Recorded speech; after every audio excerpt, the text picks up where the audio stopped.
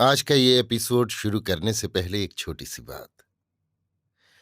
क्या आप भी अपना पॉडकास्ट बनाने की सोच रहे हैं? तो एंकर ट्राई कीजिए। ये पॉडकास्ट बनाने का सबसे आसान तरीका है। नंबर एक, ये फ्री है। नंबर दो, इसमें कई सारे ऐसे टूल्स हैं जो आपको अपने फोन और कंप्यूटर पर रिकॉर्ड और एडिट करने की फैसिलिटी देते हैं। नंबर तीन, आप अपने पॉडकास्ट को डिस्ट्रीब्यूट भी कर सकते हैं, जिससे इसे स्पॉटिफाई और दूसरे प्लेटफॉर्म पर सुना जा सके। तो डाउनलोड कीजिए फ्री एंकर ऐप या विजिट कीजिए anchor.fm पर अपना पॉडकास्ट स्टार्ट करने के लिए। ये तो थी एक छोटी सी जानकारी, और अब शुरू करते हैं एपिसोड का सिलसिला। तो आज के एपिसोड में लीजिए सुनिए अयोध्या सिंह उपाध्याय हरिऔध के लिखे उपन्यास अध खिला फूल की 13वीं पंखुड़ी, मेरी यानी समीर गोस्वामी की आवाज में। पहाड़ों में जाकर नदियों को देखो, दूर तक कहीं उनका कुछ चिन्ह नहीं मिलता। आगे बढ़ने पर थोड़ा सा पानी सोते की भांति झिरझिर बहता हुआ देख पड़ता है, और आगे बढ़ने पर इसी की हम एक पतली धार पाते हैं। ये पतली धार कुछ और आगे बढ़कर और कई एक दूसरे पहाड़ी सोतों से मिलकर एक छोटी नदी बन जाती है। कल कल बहती है, लहरें उठती हैं, कहीं पत्थर की चट्टानों से टकराकर छींटे उड़ाती हैं, फिर बड़ी नदी बनती है और बड़े वेग से समुद्र की ओर बहती है। हमारी चाहों का भी यही ढंग है। पहले जी में इसका कुछ चिन्ह नहीं होता, पीछे धीरे धीरे उसकी एक झलक सी इसमें दिखलाई देती है। कुछ दिन और बीतने पर उसकी एक धार सी भीतर ही भीतर फूटने लगती है। पीछे यही धार फैलकर जी में घड़ी घड़ी लहरें उठाती है, अटखेलियां करती है, अड़चनों से टक्कर लगाती है और अपने चाहते की ओर बड़े वेग से चल निकलती है।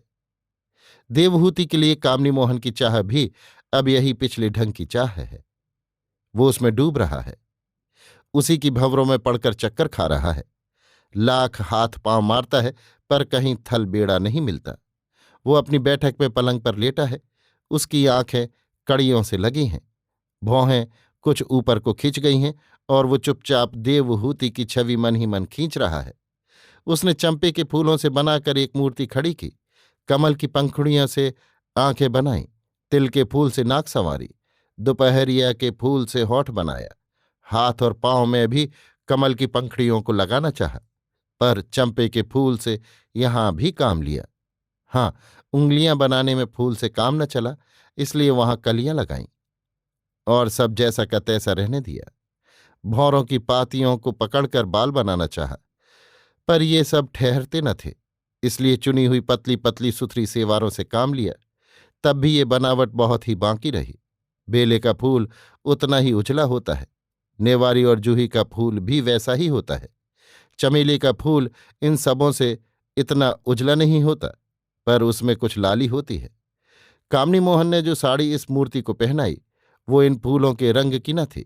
हाँ, चमेली के फूल में से लाली निकाल ली जावे तो इस साड़ी का रंग ठीक उसके फूल का सा होगा, पर साड़ी के आंचल का एक कोना ऐसा न था। इसका रंग ठीक सरसों के फूल का सा था, जिससे जान पड़ता है उतनी साड़ी हल्दी में रंगी हुई थी। साड़ी के नीचे कामनी मोहन ने झूले की भांति का एक और कपड़ा पहनाया, ये भी उजला ही था, जैसा हरसिंगार के फूल की पंखड़ी होती है। गहनों में कानों में 2-4 बालियां, हाथों में 5-4 चूड़ियों के साथ सोने का कड़ा, उंगलियों में 2-1 ऐसे वैसे छल्ले और पांव में चांदी के कड़े थे, पर झनकार किसी में न थी। ये सब करके कामनी मोहन ने उसमें जी डाला। जी डालते ही इस मूर्ति के मुखड़े पर न जाने कैसी एक जोत दिखने लगी, न जाने कैसी एक छटा उसके ऊपर छलकने लगी। सहज लजीला मुखड़ा होने से उसकी ललाई जो कुछ गहरी हो गई थी, बहुत ही अनूठी थी। भोलापन इन सबों से निराला था। भोर के तड़के चंपे की पंखड़ी को सूरज की सुनहली किरणों से चमकते देखा है, चांद की प्यारी किरणों से धीरे धीरे कोई के फूल को खिलते देखा है, लजालू का हरी हरी पत्तियों का कुछ छू जाने पर लाज के बस में पड़ते देखा है, पर वो बात कहाँ, वो अनूठापन कहाँ। जी डालकर कामनी मोहन ने अपने आप को खो दिया, बड़ी उलझन में पड़ा। उसके सर की साड़ी को खसकाकर कुछ नीचा करना पड़ा। ज्यों ज्यों वो सर की साड़ी को नीचा करने लगा, उसकी उलझन बढ़ने लगी। वो सोचने लगा, जो देवहूति में लाज न होती तो क्या अच्छा होता। फिर सोचा, नहीं नहीं, लाज ही तो उसकी चाह जी में और बढ़ा देती है। लाज ही से तो वो और प्यारी लगती है। खुले मुंह की स्त्रियां कितनी देखी हैं, पर क्या घूंघट वाली के ऐसा उनका भी आदर है।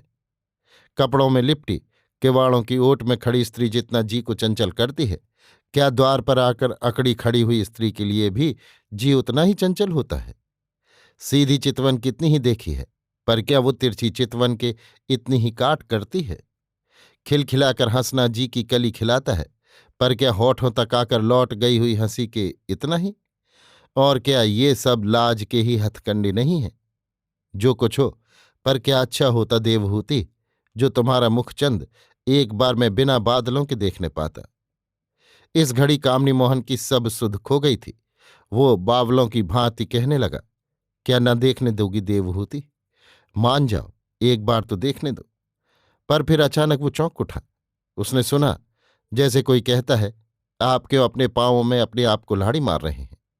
कामनी मोहन ने सुधी में आकर देखा, सामने बासमती खड़ी है। उसको देखकर वो कुछ लजाया, पर छूटते ही पूछा, क्यों बासमती, क्या मैं अपने पांव में कुल्हाड़ी मार रहा हूं? बासमती, और नहीं तो क्या।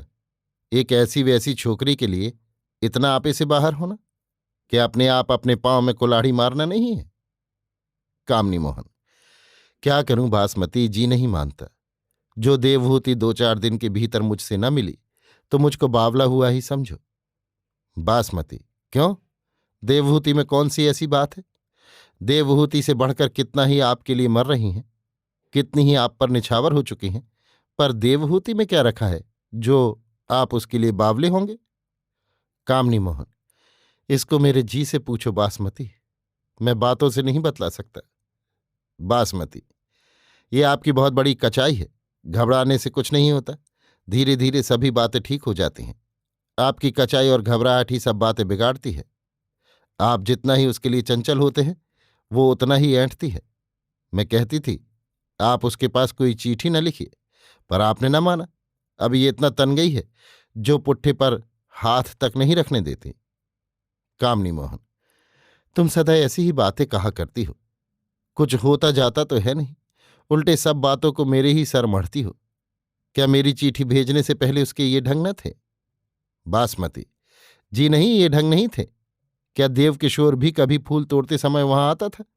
पर जिस दिन से आपकी चिट्ठी गई है, उस दिन से ज्यों फूल तोड़ने के लिए देवहूति फुलवारी में आती है, त्यों किसी ओर से देवकिशोर भी किसी बहाने आ धमकता है। और जब तक देवहूति फुलवारी से नहीं जाती, वो वहां से टलता तक नहीं। कामनी मोहन, इसमें अभी तुम्ही से कोई भूल हुई है, नहीं तो देवकिशोर इन बातों को क्या जानता। बासमती, मुझसे कोई भूल नहीं हुई है। मैं तुम्हारी चिट्ठी को ऐसा चुपचाप देवहूति के पास रखाई, जो वो भी इस बात को न जान सके। मैं ऐसे काम के लिए उसके घर में आई गई जैसे छलावा किसी ने देखा तक नहीं। कामनी मोहन, ये तुम्हारी बातें हैं। पार्वती की दीठ कौन बचा सकता है? फूल तोड़ते समय देवकिशोर का फुलवारी में आना उसी की चाल है। बासमती कुछ खिसियानी सी होकर अपने आप सोचने लगी, बात तो ठीक है, मैंने भी कुछ ऐसा ही सुना है।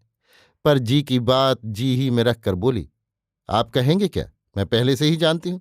जितनी चूक है सब मेरी चूक है। जहां कोई बात बिगड़ी उसमें मेरा ही दोष है। मैं आपकी लौंडी हूं, जो आप ऐसी बात कहते हैं तो मैं बुरा नहीं मानती। बात दिनों दिन बिगड़ रही है, दुख इसी का है। आपका काम हो जावे, मैं कनौड़ी बनकर ही रहूंगी। कामनी मोहन, अब मैंने समझा। जान पड़ता है, कल जब तू मेरे कहने से उसके यहां गई, उस घड़ी वो तेरे हाथ न चढ़ी। इसी से आज इतना रंग पलटा हुआ है। नहीं, तू तो स्वर्ग की अप्सरा को धरती पर उतार लाने को कहती थी। बासमती, अब भी मैं यही कहती हूं कि आप जो अड़चनें बढ़ गई हैं, इससे मैं हार मानूंगी। नहीं नहीं, ऐसा आप मत सोचिए। बासमती ऐसी मिट्टी से नहीं बनी है, अपना काम करके ही दिखाऊंगी। पर इतना कहती हूं, काम अब इधर नहीं निकल सकता। कामनी मोहन, आज 30वां दिन है, फूल तोड़ते 1 महीना हो गया।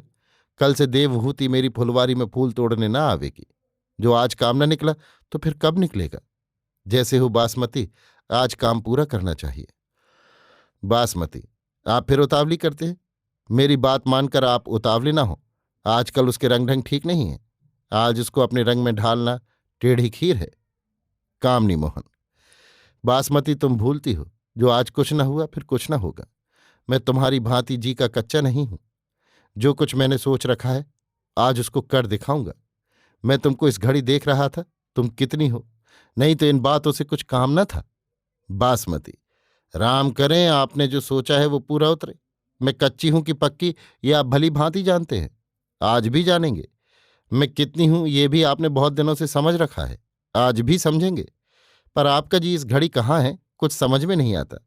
आप उतावले होकर ऐसी बातें कह रहे हैं, इसी से मुझको डर है।